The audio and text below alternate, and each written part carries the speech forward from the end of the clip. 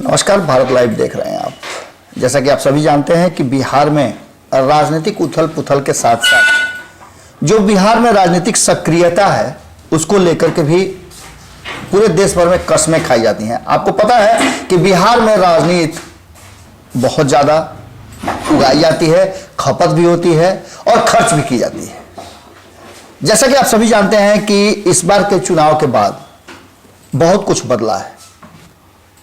जहां एक तरफ सत्ता पक्ष में साथियों के बीच में बहुत सारे बदलाव हुए हैं, वहीं विपक्ष भी अब अपने अंदर में एक बड़ा बदलाव देख रहा है।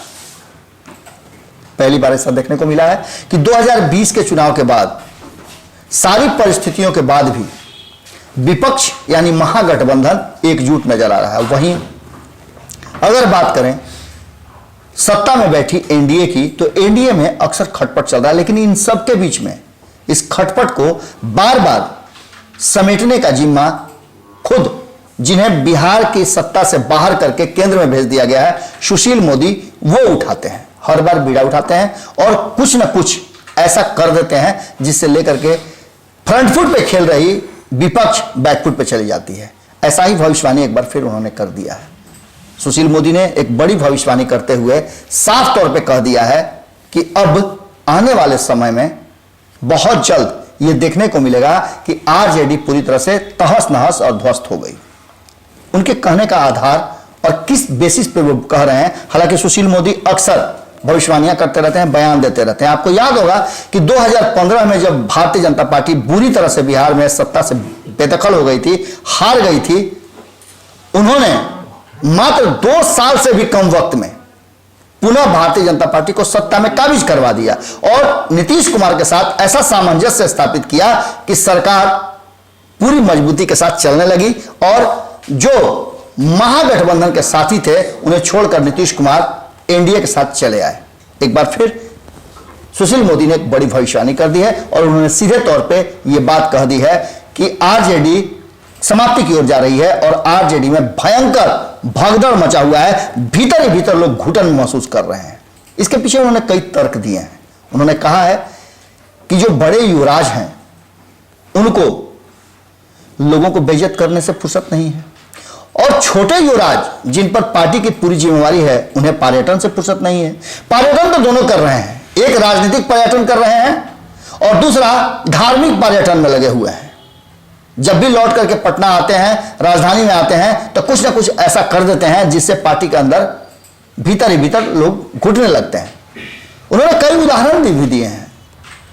साफ तौर पे कहना था कि तेज प्रताप यादव जिस तरह से प्रधानमंत्री की दाढ़ी पर चर्चा करते हैं, उन्हें अपने घर के अंदर कुछ भी नजर नहीं आता है।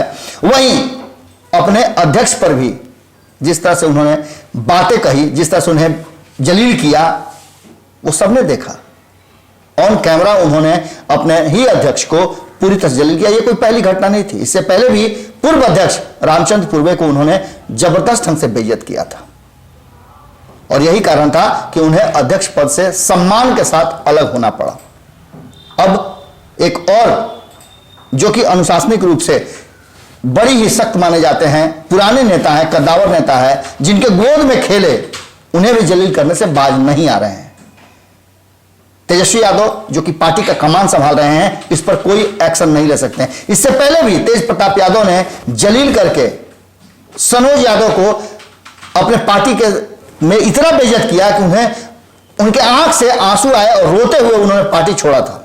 ऐसे कई घटना है जिसको लेकर के लगातार आरजेडी के अंदर भीतर ही भीतर माहौल खौल रहा है।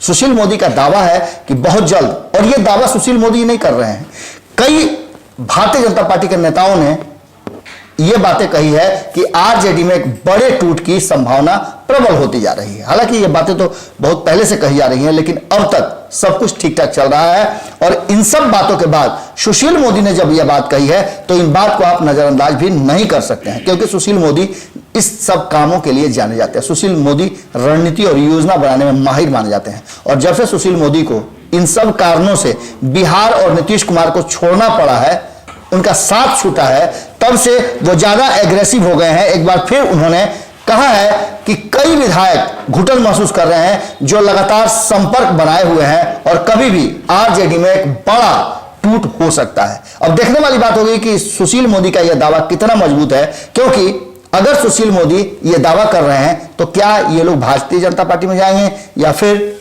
नीतीश कुमार की पार्टी में इन सारे लोगों को ज्वाइन कराने की भीतर ही भीतर रणनीति बना रहे हैं सुशील मोदी, क्योंकि नीतीश कुमार को मजबूत करना सुशील मोदी का पुराना काम रहा है। एक बार फिर से अगर ऐसा कुछ होता है या फिर भारतीय जनता पार्टी में सुशील मोदी आरजेडी से एक बड़े धड़े को लेकर के आ जाते हैं तो आप मान के चलिए कि बिहार की राजनीति में एक बार फिर से सुशील मोदी का झंडा बुलंद हो जाएगा। कितना दावा में दम है ये तो वक्त बताएगा, लेकिन यह निश्चित रूप से एक चेतावनी जरूर है तेजस्वी यादव के लिए, जो लालू प्रसाद की अनुपस्थिति में पार्टी का कमान अपने हाथ में पकड़े हुए हैं और वो भी बिना किसी रोक टोक के। जुड़े रहें भारत लाइव के साथ। हमारी नजर हर खबर पर बनी हुई है। छोटी छोटी बड़ी से बड़ी खबरों को हम आप तक पहुंचाने का जिम्मेवारी निभाते हैं। आपकी नजर भारत लाइव पे होनी चाहिए और साथ ही आपसे आग्रह है कि आप हमारी पत्रकारिता को यदि अच्छी लगती है, आपको लगता है कि हम सच्चाई के साथ चीज़ों को रख रहे हैं, तो आप हमें सहयोग भी करें। यूपीआई नंबर दिया हुआ है। नमस्कार। अगर ये वीडियो पसंद आई और वह बिहार के राजनीति और बिहारियत से सरोकार रखेनी तो सब्सक्राइब बटन दबा के चैनल के सब्सक्राइब कर ली। ओजे एगो घंटी बा, ओकरा बटन दबा देला से कुल सटीक और मारक खबर रुआ मुफ्त में मिल जाई। अगर रुआ पत्रकारिता के हमनी के नया प्रयोग में सहयोग कर चाहतानी तो ज्वाइन बटन दबा दी। पेटीएम नंबर नोट कर ली 9386816700। धन्यवाद।